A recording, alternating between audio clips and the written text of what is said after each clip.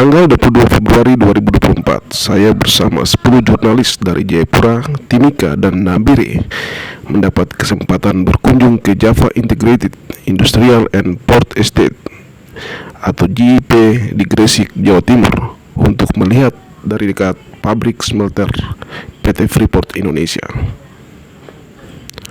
Pagi itu sebelum berangkat ke sana, kami dibekali dulu dengan informasi tentang gambaran umum lokasi pabrik dan informasi tentang proses pengolahan dan peleburan konsentrat tembaga dari hulu sampai hilir yang disampaikan oleh PT Freeport Indonesia maupun dari PT Smelting.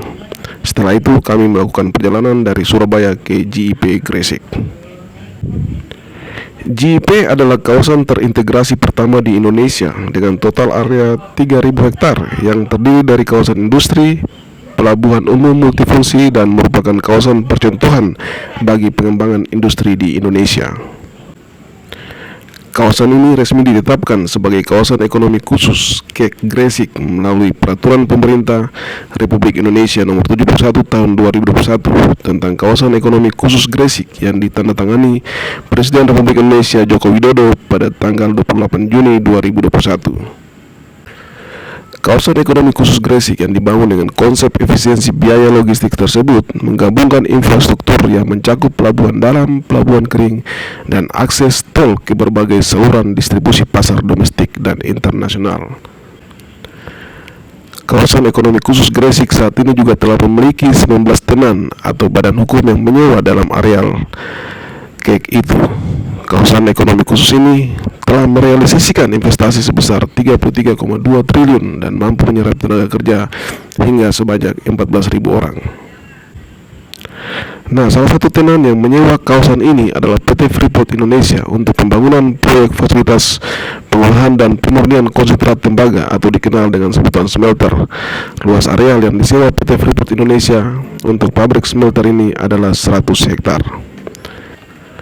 Saat kunjungan ke areal 100 hektar ini, kami hanya mengamati dari balik kaca kendaraan karena pembangunan smelter masih dalam tahap construction, sehingga safety atau keselamatan diri tetap diprioritaskan. Progres pembangunan smelter saat ini sesuai dengan rencana sehingga akan diselesaikan pada akhir Mei 2024 dan mulai beroperasi di bulan Juni 2024. Smelter PT Freeport Indonesia akan mulai berproduksi di Agustus 2024 dan selanjutnya ramp up mencapai kapasitas penuh pada akhir Desember 2024. Smelter di kawasan KEK ini dikenal juga dengan sebutan smelter Manyar karena lokasinya di daerah Manyar, Gresik. Ini adalah smelter kedua PT Freeport Indonesia setelah pada 1996 PT Freeport Indonesia membangun smelter peleburan tembaga pertama di Indonesia yang kini dikenal dengan nama PT Smelting Gresik. Smelter pertama tersebut dibangun sebagai wujud kepatuhan PT Freeport Indonesia terhadap kontrak karya kedua yang mewajibkan seluruh pemegangnya melakukan proses pengolahan atau pemurnian di dalam negeri. Kedua fasilitas smelter PT Freeport Indonesia ini adalah bentuk nyata komitmen serta keseriusan PT Freeport Indonesia dalam mendukung program hilirisasi nasional.